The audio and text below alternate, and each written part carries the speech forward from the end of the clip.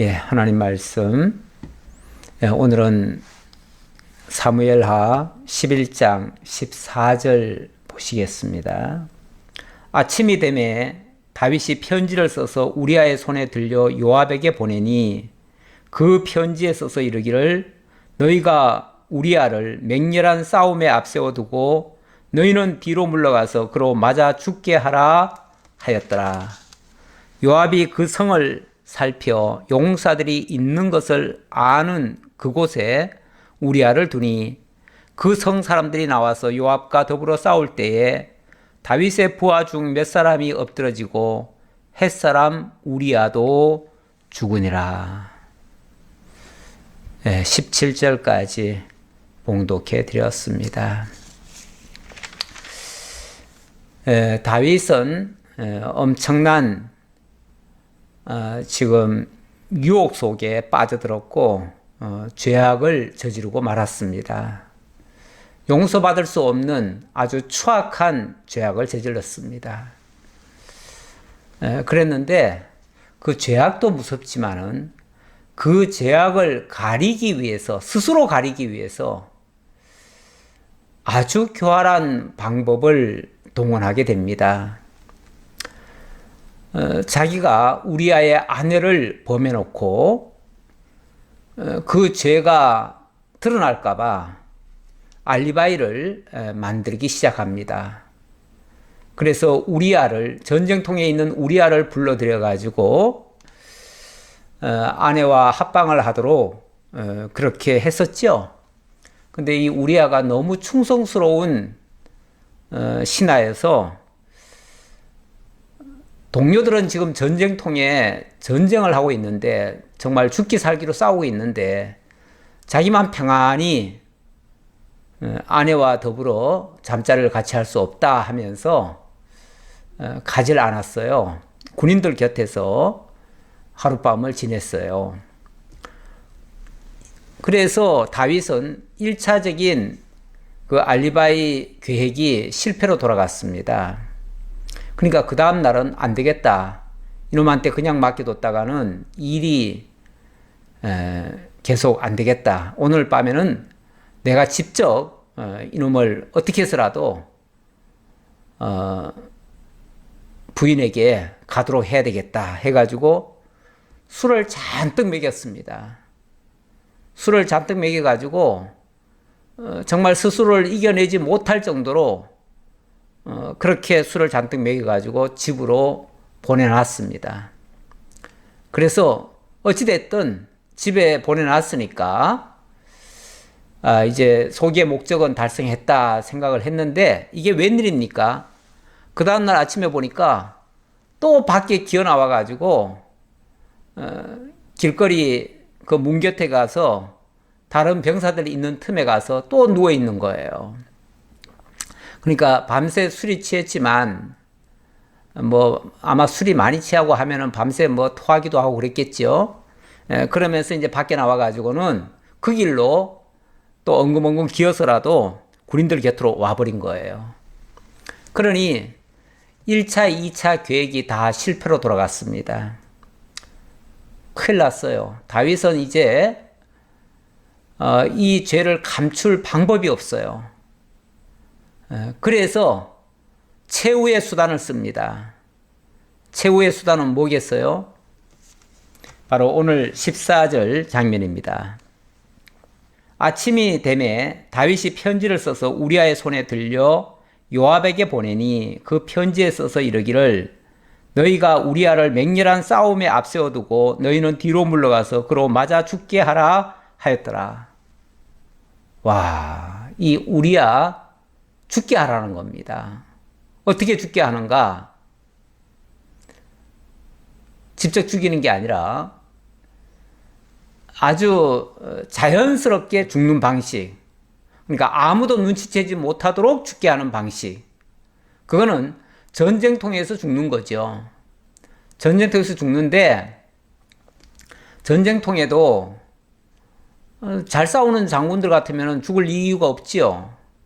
그런데 작전상 실패할 수밖에 없는 전쟁을 만드는 거예요, 일부러. 어떻게 만드는가?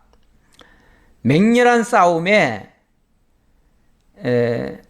앞세워 두고, 쉽게 말하면 우리아를 제 최전방에 보내가지고 지금 전투가 벌어지고 있는, 그러니까 전투도 일부러 사실은 벌이는 거예요. 일부러 벌이고, 왜 그러냐면 적진은 지금 이 요압 장군에게 지금 벌벌 떨고 있어요. 그래서 아마도 다 피해 있고 감히 도전을 할 생각도 못 해요. 그런데 일부러 자극을 시키는 거죠. 누구를 통해서요? 바로 우리아를 통해서. 우리아와 몇몇 사람들을 앞세워서 그들을 자꾸 자극을 시키는 거예요. 자극을 시키게 해놓고는, 그리고는 뒤로 빠져버리는 거죠. 나머지 군인들은. 그러니까 우리아를 제일 앞장 세워서 저 적진 앞으로, 적의 성 앞으로 보내놓고, 그래놓고 자기네들은 쏙 뒤로 빠지는 거죠. 그리고 그 원수들을 자극을 시키는 거죠. 그러면 이제 원수들이 나와가지고 앞에 보니까 몇 사람 안 되잖아요. 몇 사람 안 되니까 그들을 상대로 해서 이제 뭐 활을 쏘든지 뭘 쏘겠지요. 쏘면은 그 사람들은 꼼짝없이 죽는 거예요. 왜냐하면 뒤에 요압 군대가 포진을 하고 있어야 그들이 함부로 나오질 않는데 뒤에 아무도 없어요. 그냥 몇몇 사람들만 나와가지고 큰 소리 치는 것 같아요. 그러니까 뭐 그 정도야 충분히 상대할 수 있잖아요. 그래서 그들이 화살을 쏘니까 그들이 맞아 죽게 되는 거죠. 이렇게 하라고 아예 작전 지시까지 다윗이 요압에게 내렸어요. 물론 요압이 봤을 때 이거는 말도 안 되는 명령이죠. 말도 안 되는 명령이지만 다윗이 어떤 목적에선지 좌우간 이 우리아를 죽이려고 하는가 보다 라고 생각했어요. 그래서 요압이 이 명령을 따릅니다. 16절, 요압이 그 성을 살펴 용사들이 있는 것을 아는 그곳에 우리아를 두니 그 성 사람들이 나와서 요압과 더불어 싸울 때에 다윗의 부하 중 몇 사람이 엎드러지고 햇사람 우리아도 죽으니라. 그러니까 일부러 적이 공격할 수 있는 장소로 우리아를 내보낸 거예요. 내보내놓고 그리고 적을 흥분시켜 놓고 그리고 뒤로 쏙 빠지는 거죠. 그러니까 우리아와 몇 사람들 함께 있던 사람들은 아무래도 희생을 당하겠죠. 그렇게 해서 그 사람들이 죽었어요. 죽는데 어쩌면 우리아를 죽이려고 하다가 우리아뿐이 아니라 우리아와 함께 있던 몇 사람들도 같이 죽은 거죠. 참 안타까운 일입니다. 결국 다윗은 자기의 그 처음 잘못한 그 죄를 덮으려다가 1차, 2차 그 계책을 썼는데 그게 실패가 되니까 마지막 최후의 수단으로 결국 우리아를 죽게 하는데 우리아 혼자만 죽이면은 너무 표적이 되잖아요. 그러니까 자연스럽게 우리아와 함께 있는 몇 사람도 같이 희생을 시켜요.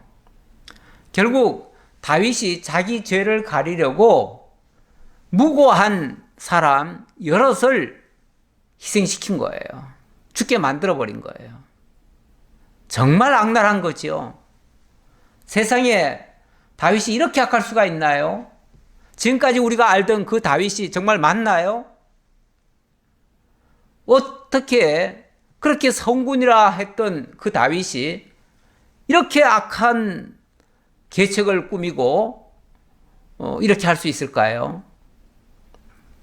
죄라고 하는 거는요, 처음에 작은 죄가 있을 때에 그것을 빨리 토설하고 빨리 회개하고 빨리 끄집어내면요, 그러면 거기서 멈출 수가 있습니다. 그런데 그 작은 죄를 부끄럽다고 또 그것 때문에 어떤 불이익이 있다고 그걸 어떻게 감추고 숨기고 그리고 거짓으로 핑계하고 또 다른 걸로 덮어 씌우고 하다가는요, 눈덩이처럼 커집니다. 나중에는 이것이 어떻게 고칠 수 있는 방법이 없습니다. 결국은 그 죄는 굴르고 굴러서 큰 눈사람처럼 돼가지고 나중에는 어마어마하게 큰 죄로 드러나게 되는 거죠. 우리 하나님께서 그런 죄를 숨긴다고 해서 숨겨지도록 내버려 두질 않습니다. 오히려 하나님께서는 더 들춰내시죠. 더 들춰내고 더 망신을 당하게 하고 더 부끄러움을 당하게 하고, 진짜 사랑하는 자라면 그렇죠. 사랑하는 자라면 그렇고, 뭐 미워하는 자 같으면은 뭐 까짓것 죄를 짓든 말든 그렇게 해서 망하든 말든 모른 척 하시죠. 내버려 두시죠. 물론 마지막에는 하나님이 심판하시겠지만 그 죄를 빨리 들춰내지는 않지요. 그러니까 죄라고 하는 게요, 사실은 빨리 드러나는 게 좋습니다. 빨리 드러나면 큰 죄로 발전이 안 돼요. 근데 빨리 안 드러나면 이 죄라고 하는 게 묵히면요, 나중에 가서는 겁잡지 못할 죄로 커져요. 그래서 죄라고 하는 건요, 적을 때 빨리 드러내는 게 좋습니다. 우리가 실수는 다 하잖아요. 누구든지 실수는 다 해요.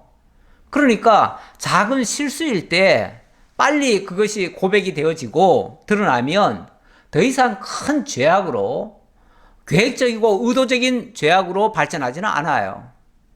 예. 그런데 하나를 덮으려고 하다 보면은 그 다음부터는 아주 계획적이 돼버립니다. 처음에는 실수라고 해도 나중에는 실수가 아닙니다. 아주 고의적이 되고 계획적이 되고, 이건 흉악한 죄악이 되고 용서받지 못할 죄악으로 발전이 되어져요.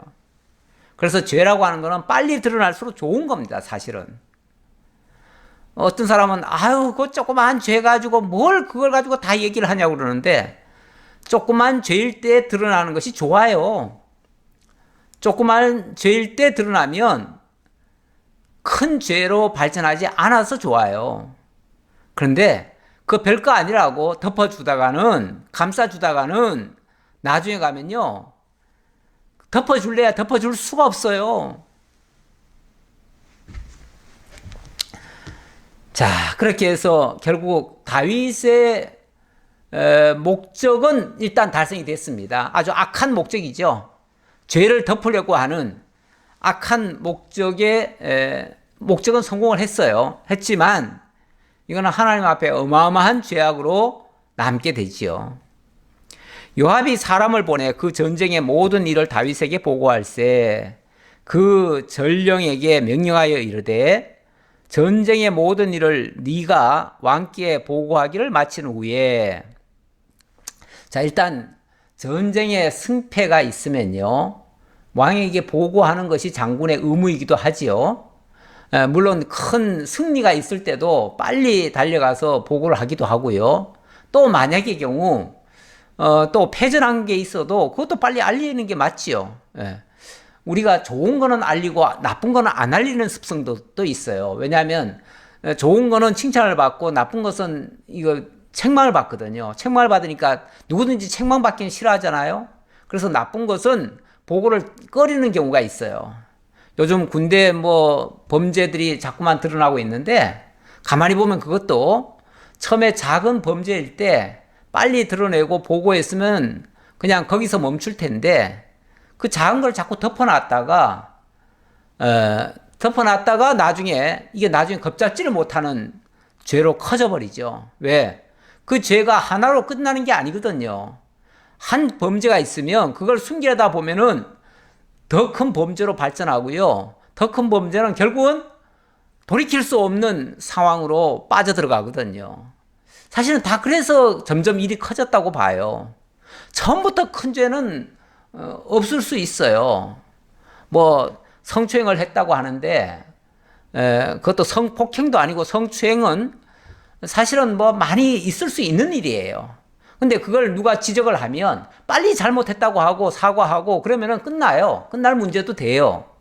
그런데 그 별거 아니다고 생각하면서 그걸 그냥 숨기고, 아니면은 그 당한 자를 오히려 협박을 하고 그런 걸 가지고 다 까발린다고 그냥 불이익을 주고 이러다 보니까 일이 커져버린 거 아니겠어요?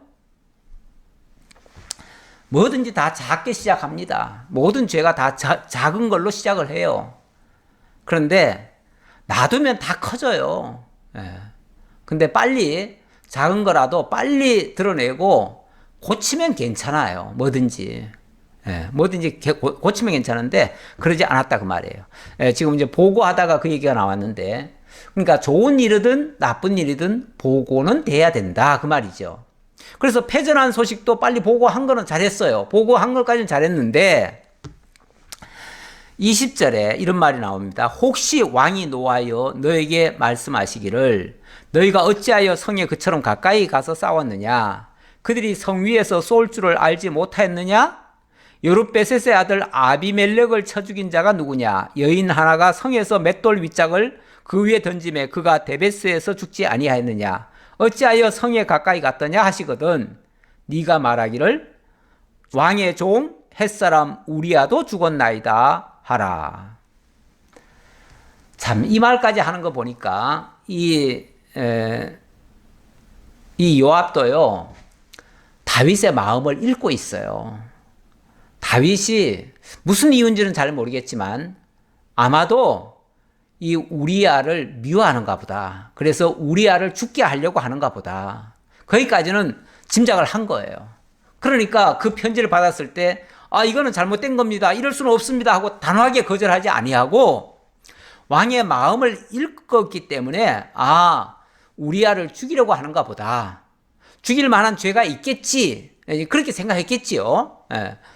우리아가 죽일 만한 죄가 있으니까 우리아를 죽게 하려고 저렇게 하는가 보다 라고 생각하고 그걸 따랐던 것 같아요.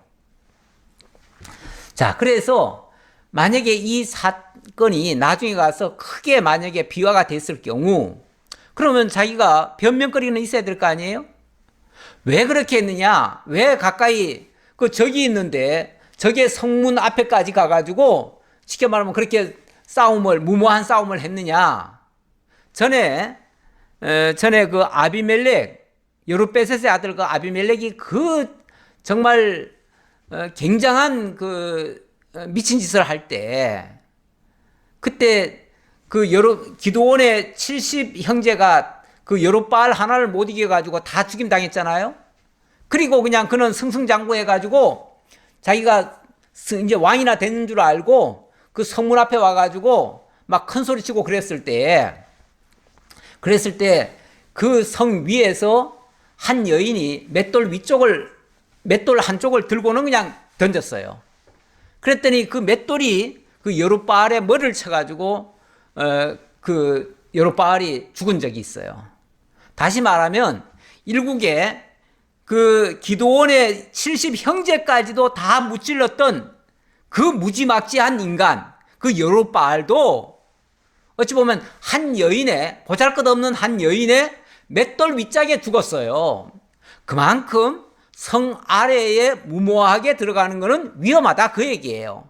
그 위험한 걸 뻔히 알면서 어떻게 그런 데 가가지고 전쟁을 하게 했느냐라고 분명히 다윗이 정상적이라면 다윗이 책망을 했어야죠. 요압이 이 말까지 하는 이유는요. 왕께서 명령을 해서 제가 거기 가기는 했지만 이건 굉장히 무모한 전쟁이었습니다. 라고 지금 얘기하는 거예요. 그러면서 왜 그런 짓을 했느냐라고 다윗이 한마디 한다면 그때 네가 이렇게 말해라. 햇사람 우리아도 죽었습니다. 이 말만 해라. 뭐 다른 변명할 필요 없다. 그게 그렇게 해야 될 것 같아서 갔습니다. 뭐 이런 소리도 할 것도 없고 요압 장군이 아주 지혜롭게 잘 판단해서 한 겁니다. 이렇게도 말할 것도 없다. 내 변명할 것도 없고 그냥 우리아도 죽었습니다. 이 말만 하면 다윗이 아마도 알았다라고 할 거다. 그 말을 하는 거 보면 이 요압도요. 다윗이 우리아를 죽이라고 명령한 줄로 받은 거예요. 그 자초지종을 잘 모르기 때문에 그게 정당한지 그런지는 잘 몰라요. 하지만 왕을 신뢰하기 때문에 왕의 명령이라면 일단은 옳다라고 인정을 하고 따랐지요. 따르다 보니까 결국은 이 말도 안 되는 이런 전술을 그 용맹스러운 장군이 이런 작전을 펼친 거예요. 이거는 무모한 작전이고 이거는 죽을 자리에다가 우리아를 밀어넣은 거예요. 하지만 이거는 왕의 뜻을 제가 받든 겁니다 라고 하는 말이에요. 자, 이 말을 전령의 입에다가 넣어줬어요. 그랬더니 이 전령이 다윗에게 가서 보고할 거 아닙니까? 그래서 22절, 전령이 가서 다윗에게 이르러 요압이 그를 보낸 모든 일을 다윗에게 아뢰어 이르되 그 사람들이 우리보다 우세하여 우리를 향하여 들로 나오므로 우리가 그들을 쳐서 성문 어귀까지 미쳤더니 활 쏘는 자들이 성 위에서 왕의 부하들을 향하여 쏘매 왕의 부하 중 몇 사람이 죽고 왕의 종 햇사람 우리아도 죽었나이다 하니, 뭐 다른 얘기는 다 구구절절 뭐 길게 했지만은 그런 얘기는 별로 다윗도 귀담아 듣지도 않았을 거예요. 그래 놓고 한마디 그 햇사람 우리아도 죽었나이다 이 말에 다윗은 눈이 번쩍 띄었을 거예요. 사실은 그 소식만 듣기를 바랬거든요. 그러니까 이 보고도 자연스럽게 하는 것이 아니라 어떤 의미에서 다윗이 우리아의 손을 통해서 요압에게 편지를 보내면서 우리아를 적진 깊숙이 넣고 너희들은 빠져라 하고, 그리고 나중에 그 결과는 내게 보고해라 아마 했을 거예요. 그러니까 이렇게 친절하게 가서 자세하게 보고를 하는 거죠. 그러면서 우리아도 죽었나이다 이 말을 하는 거죠. 그랬더니 25절, 다윗이 전령에게 이르되 너는 요압에게 이같이 말하기를 이 일로 걱정하지 말라. 칼은 이 사람이나 저 사람이나 삼키느니라. 그 성을 향하여 더욱 힘써 싸워 함락시키라 하여 너는 그를 담대하게 하라 하니라. 와, 다윗 참 대장부처럼 마음이 넓으네요. 전쟁에 지금 실패했다고 하는데도 괜찮아. 전쟁하다 보면은 칼이 이 사람도 죽일 수 있고 저 사람도 죽일 수 있는 거지. 뭐 전쟁하다가 그 몇 사람 죽은 거 가지고 뭘 네가 고민하냐. 걱정하지 말아라. 이 일 때문에 이거 실패했다고 걱정할 거 하나도 없어. 오히려 더 힘내가지고 그 성을 함락시켜버려. 이렇게 얘기하는 거죠. 다윗이 마음이 아주 통크고 넓어서 이렇게 말을 할까요? 이것도 정말 악한 거죠. 아니, 우리아를 적진에다가 고의적으로 내보내가지고 죽게 한 거, 그것도 충신의 손을 통해서 그렇게 죽게 한 거, 이거는 자기가 살인한 것보다 더 나쁜 겁니다. 자기 칼로, 자기 손으로 직접 사람 죽인 것보다도 더 나쁜 게 살인교사죄입니다. 살인교사죄는 살인자보다도 원래는 더 센 벌을 받아야 돼요. 근데 그 세상에서 가끔 보면은 살인교사죄가 있고 살인죄가 있는데, 살인죄보다 살인교사죄가 더 세지 않더라고요. 그 형벌 내리는 거 보니까. 사실은 그 사람이 살인을 하게 된 거는 살인교사를 해서 살인한 거 아닙니까? 그러면 살인교사죄가 더 커야 돼요. 그런데 이 사람은 시켰을 뿐이지 살인한 건 아니다. 그러니까 살인죄까지 물을 수는 없고 살인교사죄로 묻는다. 그런데 살인죄는 원래 죄가 커요. 그런데 살인교사죄는 그보다 크질 않더라고요. 근데 엄밀하게 말하면 살인교사죄가 더 큰 겁니다. 더 커야 맞지요. 다윗은 지금 살인교사죄를 저질렀고 요압은 결국은 살인죄를 저지른 겁니다. 그런데 마치 아무 일도 없듯이 괜찮아. 칼 전쟁하다 보면은 뭐 죽을 수도 있고 이길 수도 있지, 뭐 실패할 수도 있지, 뭐 이런 식으로 얘기하는 거예요. 물론 최선을 다했는데 질 수 있지요. 그랬으면 그건 죄 물으면 안 됩니다. 최선을 다했는데 실패한 장군에게 죄를 물어서는 안 돼요. 하지만 정말 말도 안 되는 잘못을 해가지고 결국은 실패에 이르렀다면 그거는 죄를 엄중히 물어야지요. 그런데 괜찮다고요? 괜찮은 일이 아니죠. 자, 어쨌든 이렇게 해서 결국 다윗의 목적은 달성이 됐습니다. 하지만 엄청난 죄악이 이스라엘에 임하게 된 겁니다.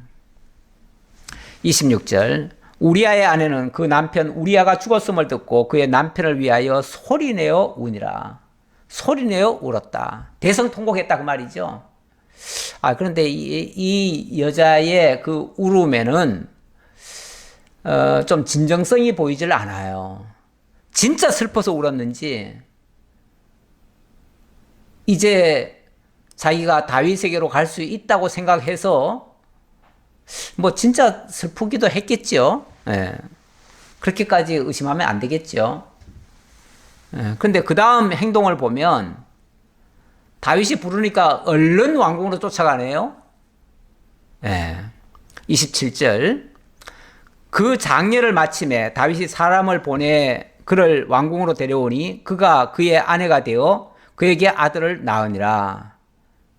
금방 쫓아갔잖아요. 남편 죽었다고 대성통곡하던 사람이 금세 자기 남편을 죽인 그걸 뻔히 알면서 자기 남편을 죽인 원수임을 뻔히 알면서 그 왕이 이제 내 처가 되어달라 한다고 해서 쭈루루 쫓아가서 처가 되어줍니까? 다윗이 지금 우리아를 결국은 죽게 만든 거 아닙니까? 그 죽게 하기 위해서 온갖 수단 방법 다 썼지 않습니까?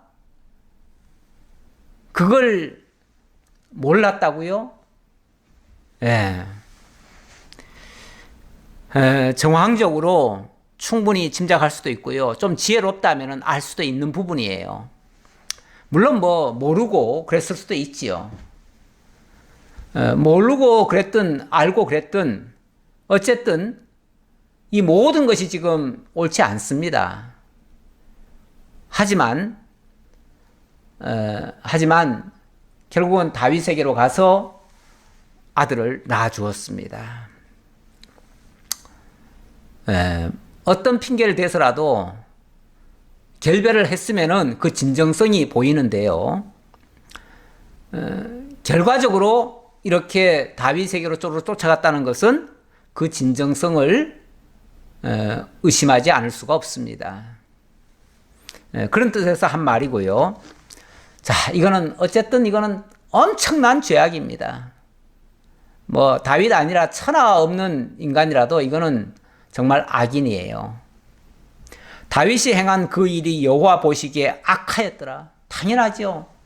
이건 하나님도 이건 용서할 수 없는 죄악이 되는 겁니다. 다윗이 행한 이 일, 여호와 보시기에 악했다 그럽니다. 이런 계획적이고 의도적이고 아주 살인적인 행위는 원래 용서할 수가 없는 죄예요. 이거는 용서받을 수 없는 죄입니다. 자, 그런데 어떻게 되는가?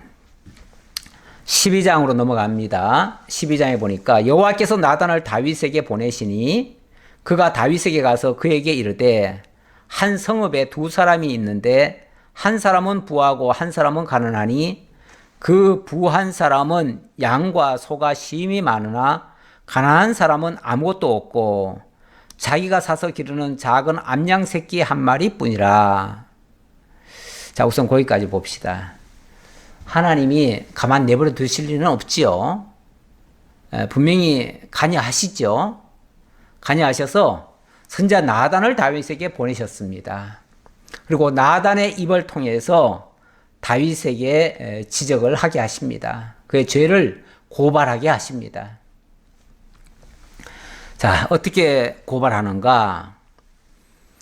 그가 다윗에게 가서 그에게 이르되 한 성읍에 두 사람이 있는데 한 사람은 부하고 한 사람은 가난하니, 이건 이제 어떻게 보면 비유적으로 얘기하는 거죠. 비유적으로 얘기하는데 한 성에 두 사람이 있었다. 한 사람은 굉장히 부한 사람이고 한 사람은 굉장히 가난한 사람이었다. 부한 사람은 당연히 그 집안에 재산이 많겠죠. 소와 양들도 많겠죠. 근데 가난한 집은요. 가난한 집은 겨우 양 한 마리 키우는 경우가 많아요. 우리도 옛날에 시골에 살 때 보니까 있는 집은 뭐 막 목장을 하듯이 엄청나게 많은 재산을 가지고 있는 사람이 있는가 하면 없는 집은 겨우 진짜 짐승 한 마리, 짐승 한 마리도 소 한 마리 키우면은 그나마 괜찮아요. 근데 소 한 마리 키우기도 쉽지 않아요.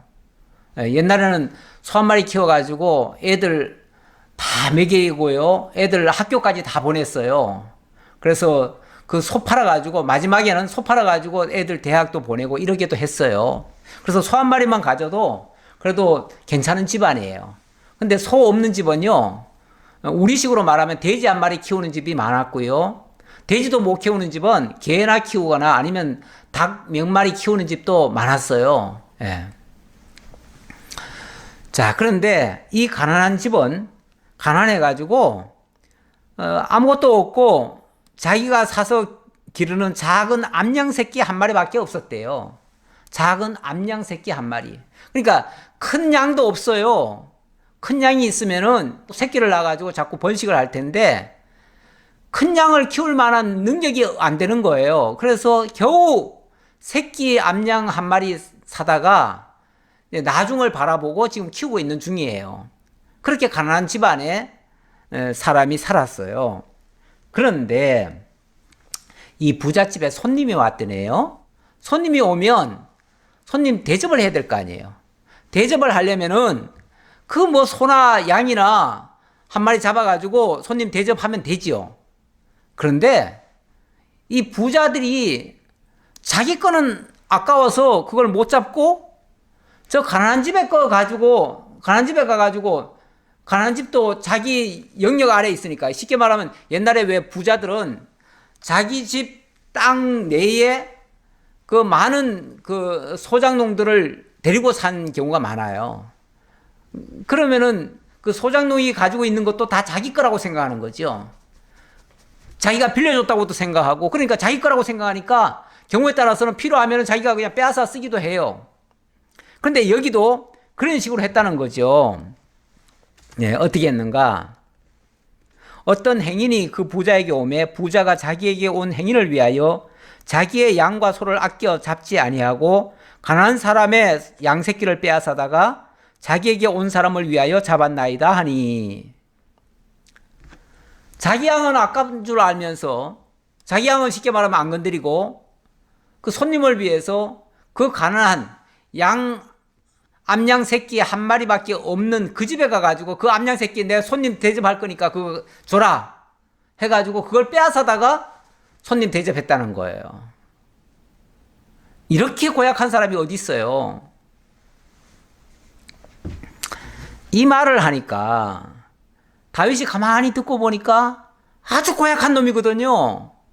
아니 어떻게 손님 대접하려고 자기 집에 양과 소가 많은데 그거는 한 마리도 잡을 생각 안 하고 그 한 마리 어린 양 어린 새끼 있는 거 그걸 빼앗아다가 자기 손님을 대접한다고 그럴 수가 있어. 이런 나쁜 놈이 어디 있어. 그런 놈 같으면 당장 쳐 죽여야지 하고서 막 흥분을 하는 거예요, 다윗이. 5절 다윗이 그 사람으로 말미암아 노하여 나단에게 이르되 여호와의 살아계심을 두고 맹세하노니 이 일을 행한 그 사람은 마땅히 죽을 자라. 이런 놈은 마땅히 죽여야 돼. 세상에 이렇게 악한 놈이 세상에 어디 있단 말이야. 그러면 누구야? 그럼 당장 잡아다가 그럼 잡아 죽여야지. 이 찢어 죽일 놈. 이런 식으로 말을 하는 거죠. 아따, 이 다윗 대단히 정의롭네요. 굉장히 공의로운 지금 판단을 하는 것 같으네요. 우리가 죄에 대해서 격분하고 정의의 분노를 쏟는 것은 나쁜 게 아닙니다. 흉악한 죄를 저질렀는데 거기에 대해서 의분이 일어나는 거, 그건 정의로운 모습이죠. 그리고 그 잘잘못에 대해서 판단하는 거, 그게 공의로운 판단이죠. 그걸 합쳐서 공정이라고 그러죠. 공정. 공의롭고 정의로운 일. 그 공정한 거. 남에게 그 공정의 잣대를 들이대기는 참 쉬워요. 그래서 뭐 뉴스에 좀 나쁜 뉴스가 나오면은 그거 보다가 말고 갑자기 아이 저런 나쁜 놈, 저런 차 죽일 놈, 저런 놈을 가만 내버려도 저런 놈 당장 잡아 죽여야 돼. 뭐 자기는 대단히 정의로운 것처럼 그렇게 말씀하시는 분들이 많습니다. 우리 믿는 사람들도 그렇게 말하기가 쉬워요. 왜냐하면 나름대로 당신은 늘 정의롭다고 생각하니까요. 우리가 그 착각을 많이 하잖아요. 나는 항상 정의롭다고. 그래서 내 기준에서 보면은 딴 사람들은 다 나쁜 놈 같아요. 그럼 자기는 굉장히 정의롭다는 지금 뜻인데, 그래서 다윗도 이렇게 큰 소리 친 거예요. 세상에 그런 놈이 어디 있냐고. 당장 잡아오라고. 그런 놈은 내가 능지처참을 해버리겠다고. 이러는 거죠. 네. 그러면서 그가 불쌍히 여기지 아니하고 이런 일을 행하였으니 그 양 새끼를 4배나 갚아 주어야 하리라 한지라. 뿐만 아니라 만약에 그 피해를 준 게 있으면은, 만약에 사람을 안 죽였다고 하더라. 사람 죽인 거 아니니까, 이거는 사람 죽이는 거 아니니까 일단은 양을 지금 잡아다가 지금 죽였다고 하니까, 그렇다면 거기에 대해서는 4배나 갚아줘야 돼. 원래는 뭐 빌려온다든지 그렇게 하면은 조금만 이자를 붙이는 거 아니겠어요?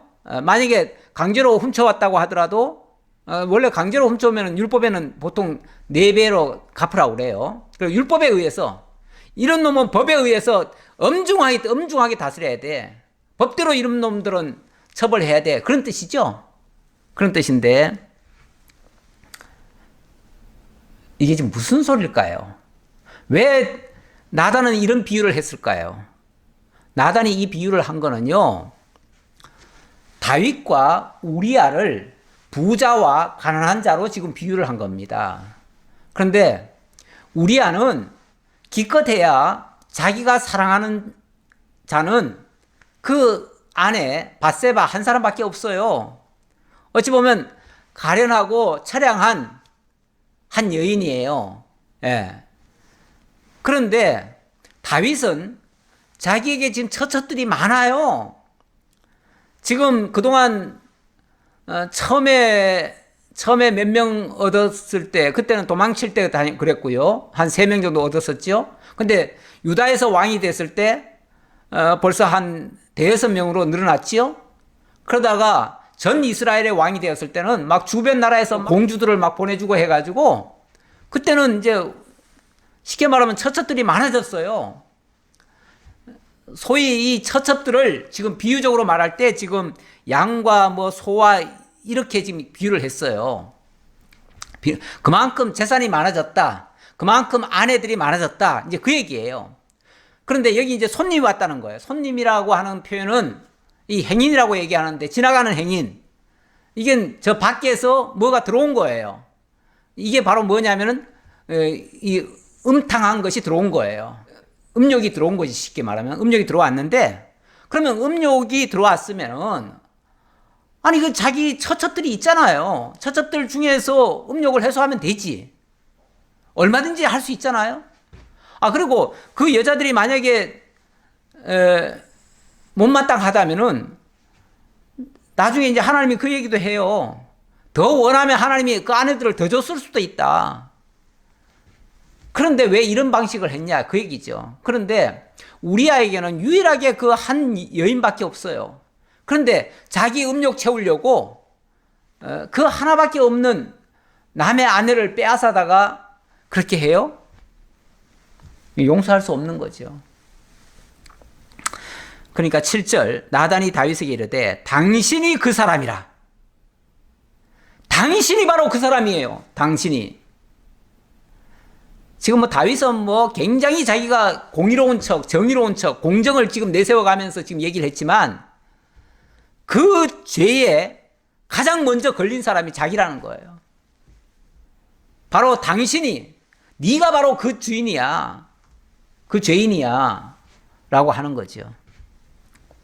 그러면서 이스라엘의 하나님 여호와께서 이와 같이 말씀하시기를, 내가 너를 이스라엘 왕으로 기름 붓기 위하여 너를 사울의 손에서 구원하고 내 주인의 집을 내게 주고 내 주인의 아내들을 내 품에 두고 이스라엘과 유다 족속을 내게 맡겼느니라.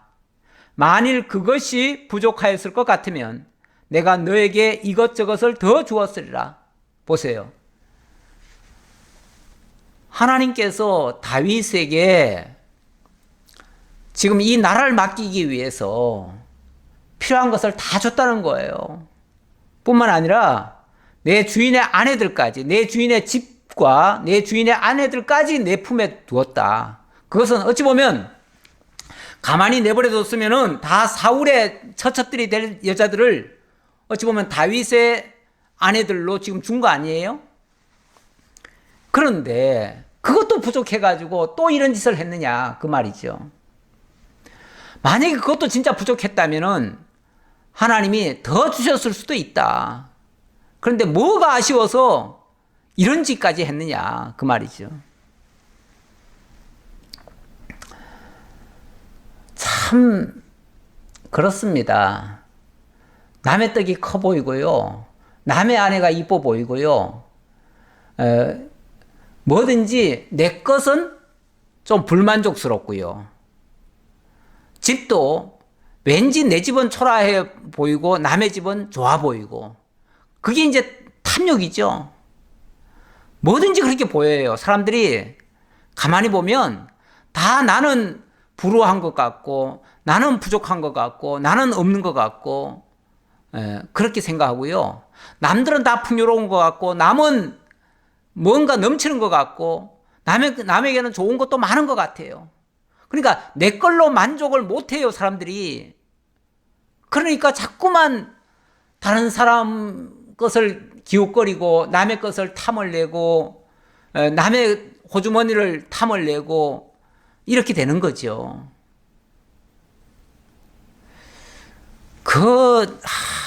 참 정치인들 가끔씩 비리 저지르는 거 보면요. 그 사람들이 권력이 부족합니까? 돈이 없습니까? 뭐가 부족해가지고 그 가난한 사람들 어찌 보면 겨우겨우 사업하고 뭐 하는 사람들 뒤에서 뇌물을 받고 그것도 불의를 봐주고 그럽니까? 그러면서도 또 맨날 주장하는 거는 또 공의와 공정을 또 외치죠. 사회 정의를 마치 자기네들이 다 지키는 것처럼 얘기를 하죠. 어찌 보면 기업가들은 힘도 없고 백도 없고 그러니까 어떻게 해서든지 뇌물 줘서라도 그 위기 모면하려고 때때로 정말 참 요구하는 거 안 들어줄 수도 없고 그래가지고 들어주다 보면은 나중에 보면 또 걸려들지 않아요? 도대체 누가 강자인데 왜 있는 자들이 없는 자들, 약한 자들 상대로 해서 그렇게 빼앗습니까? 뇌물을 받습니까?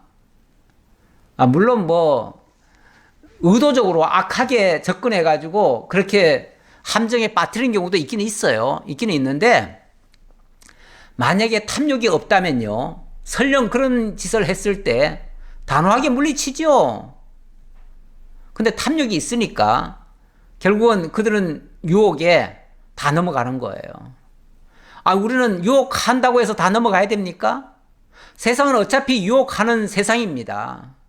악이 도처에 깔려있는 세상이에요. 그냥 길거리에 모든 게 다 시한폭탄 같아요. 그러니까 조심조심 내가 걷는 수밖에 없지 그거를 그냥 마음껏 막 짓밟고 다닙니까?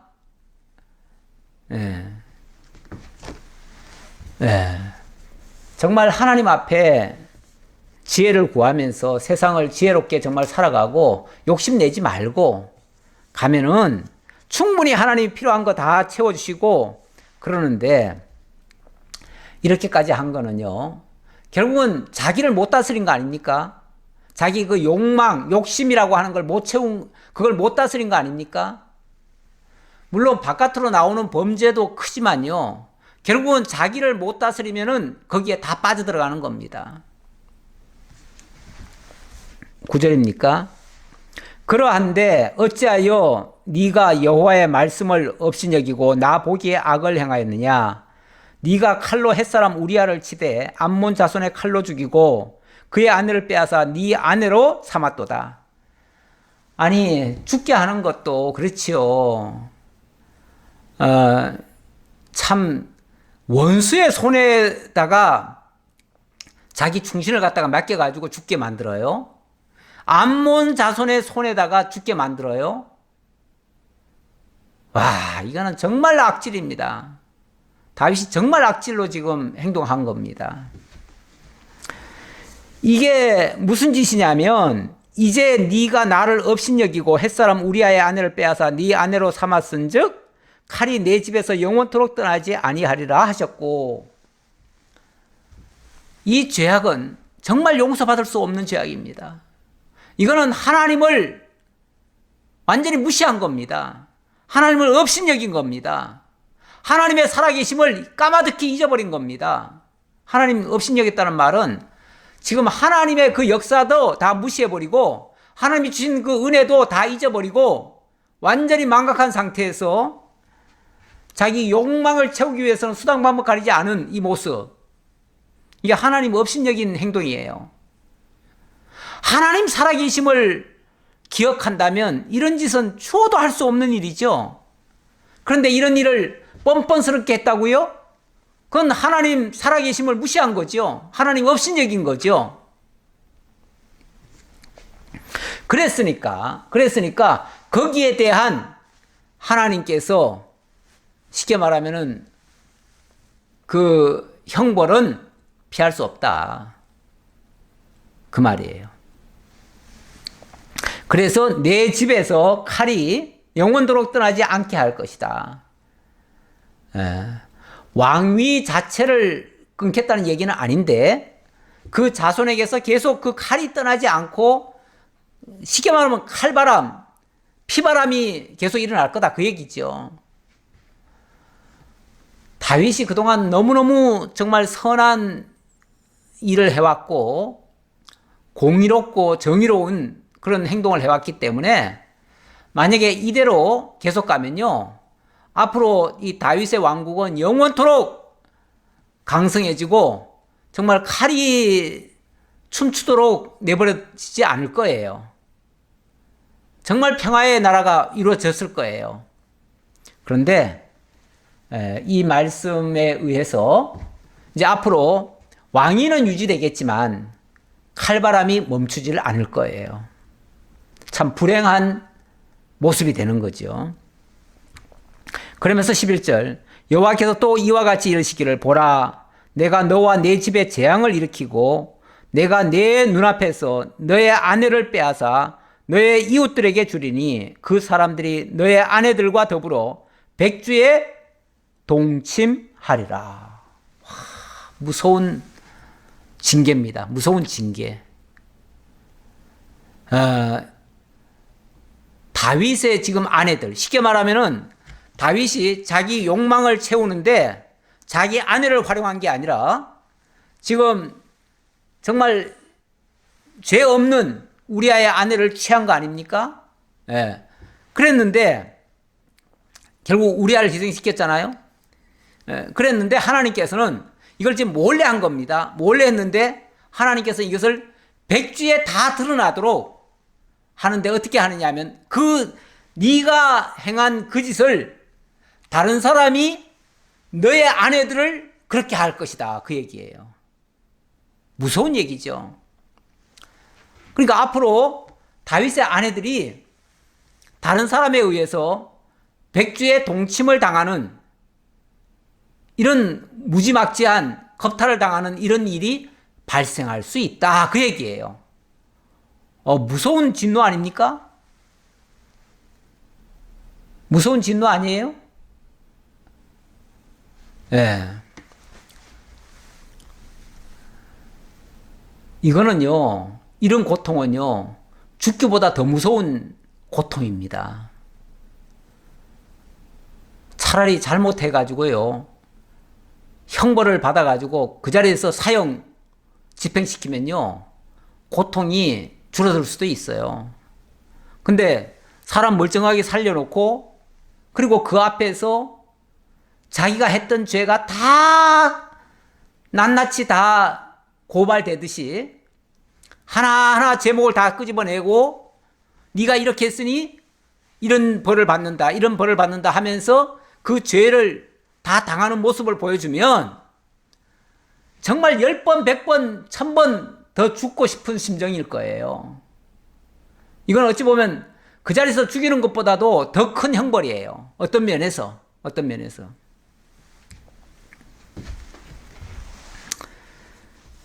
그러면서 너는 은밀히 행하였으나 나는 온 이스라엘 앞에서 백주의 이 일을 행하리라 하셨나이다 하니, 너는 은밀하게 이 일을 했지만은 아무도 모르게, 그리고는 성공했다고 스스로 자축하고 있었겠지만 하나님은 이 사실을 온 천하가 다 알도록 다 고발하시겠다. 그래서 다윗이 이렇게 악한 자다라는 걸 온 천하에 다 발가벗겨 놓겠다, 그 얘기죠. 그랬더니 다윗이 나단에게 이르되 내가 여호와께 죄를 범하였노라 하매, 나단이 다윗에게 말하되 여호와께서도 당신의 죄를 사하셨나니 당신이 죽지 아니하려니와. 여호와께서 당신의 죄를 사해서 죽지 않는데요. 엄청난 하나님의 은혜지요.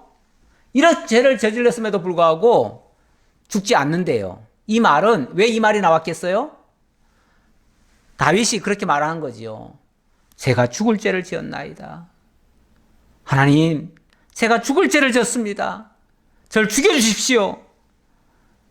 아마 이렇게 얘기했을 거예요. 저 죽여주십시오. 어쩌면 백주의 대낮에 자기 아내들이 남자에게 빼앗겨서 백주의 겁탈을 당하는 모습, 그 꼴을 앞으로 보게 된다고 했는데 그 꼴을 보고 어떻게 삽니까? 혀를 깨물고 죽을 지경이죠. 그러니까 그 소리를 하니까 다윗이 그러는 거죠. 하나님, 저 죽을 죄 졌습니다. 저 죽여주십시오. 저 죽을 수밖에 없습니다. 그렇게 얘기했겠죠. 그러니까 나단이 그러는 거예요. 여호와께서 당신의 죄를 사하셨습니다. 그러니 당신은 죽지 않을 겁니다. 근데 이 말이 좋은 말 같을까요? 이게 고통스러운 말일까요? 저는 당장 죽이는 것보다도 더 무서운 형벌이라고 봐요. 너 안 죽어, 그 말이잖아요. 너 안 죽고 네 눈으로 똑똑히 네 아내들이 다 겁탈당하는 장면을 다 볼 거야, 이 얘기잖아요. 얼마나 무서워요. 뿐만 아니라 이 일로 말미암아 여호와의 원수가 크게 비방할 거리를 얻게 하였으니 당신이 낳은 아이가 반드시 죽으리이다 하고 나단이 자기 집으로 돌아가니라.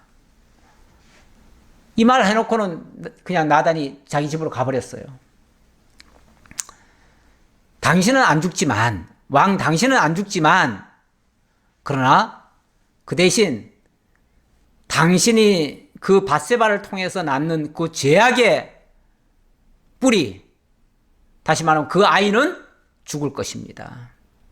결국 그 아이가 죽는 거는 당신 때문에 죽는 겁니다. 당신 대신해서 죽는 겁니다. 그 얘기예요. 당신을 안 죽이는 대신 그 아이가 죽을 것이고, 그 아이 덕분에 당신이 살긴 살지만, 그러나 아마도 고통스러울 겁니다. 그 얘기죠. 사실 자기가 보는 앞에서요, 자기 아들이 죽어가는 것도 정말 못 볼 꼴입니다. 그래서 어떤 부모는 그래요. 자식이 죽어가면요, 차라리 제 생명을 데려가시지 왜 이 불쌍한 이 어린애기, 이 갓난애기를 왜 죽이십니까? 왜 죽게 하십니까? 이 아이를 제발 살려주시고 저를 대신 데려가 주십시오. 엄마 심정들은 그래요. 그래서 원래 그 부모 앞에서 자식이 죽어가는 것도 그 불효라고 그러잖아요. 부모 입장에서는 차마 못 볼 꼴을 보는 거예요. 그러니까 그것도 고통스러운 거예요. 그러니까 다윗에게 쉽게 말하면 네 생명은 내가 안 거둔다마는 너는 이런 형벌을 받을 거야. 그리고 칼이 너의 집에서 떠나지 않을 거야. 한 세 가지 얘기하는 거예요. 칼이 너희 집에서 안 떠날 거다. 그리고 네 아내들은 백주에 강간당할 것이다. 그리고 네 아들 그 밧세바를 통해서 나온 그 불의의 씨앗은 죽을 것이다. 이 세 가지를 어찌 보면 경고한 거예요. 예고한 거죠. 예고한 거예요. 정말 죽을 지경입니다. 당연히 고통 당해야지요. 이 사건을 통해서요, 우리가 한 가지 깨달을 수 있는 거, 신학적인 의미로 본다면은, 죄라고 하는 것은 우리 하나님께서 근본적인 죄는 사해 주십니다. 그러나, 그렇다고 해서 죄 용서받았다고 해가지고 모든 형벌도 다 없어지는가? 그렇지는 않습니다. 죄는 지어서 그 죄는 하나님께서 용서한다 할지라도 우리가 그 죄의 형벌은 따라올 수 있습니다. 그게 징계라는 모습으로 따라올 수 있어요. 그래서 우리가 근본적으로 하나님 앞에 정말 지옥 갈 죄는 용서받습니다. 하지만은 그렇다고 해서 그러면 우리는 용서받았기 때문에 아무런 죄도 묻지 않는가? 그렇지 않아요. 벌은 또 받아야 돼요. 예. 그래서 어떤 사람들은 내가 용서받았다 하면서 그 밀양이라고 하는 그 영화에 보면은 자기가 하나님께 용서받았다고 하면서 살인죄를 저질러 놓고도 아주 뻔뻔스럽게 얘기하는 사람이 있죠. 하나님이 나 용서했는데 누가 나를 정죄하랴 이런 식이죠. 예. 물론 사람이 함부로 정죄는 못합니다만은 그렇다고 해가지고 자기 죄가 다 합리화되는 게 아닙니다. 예. 형벌까지도 다 피해지는 게 아니에요. 세상 법을 어겼으면 세상 법에 대한 형벌 받아야 돼요. 물론 하나님께는 용서받아서 천국은 간다 할지라도 우리가 그래서 함부로 죄를 짓는 건 아니에요. 죄 짓고 뻔뻔스럽게 하나님이 다 용서받았다고 하는 것은 구원파들이 하는 소리인데 그런 것은 옳지 않은 태도입니다. 기도하겠습니다. 아버지 하나님 감사합니다.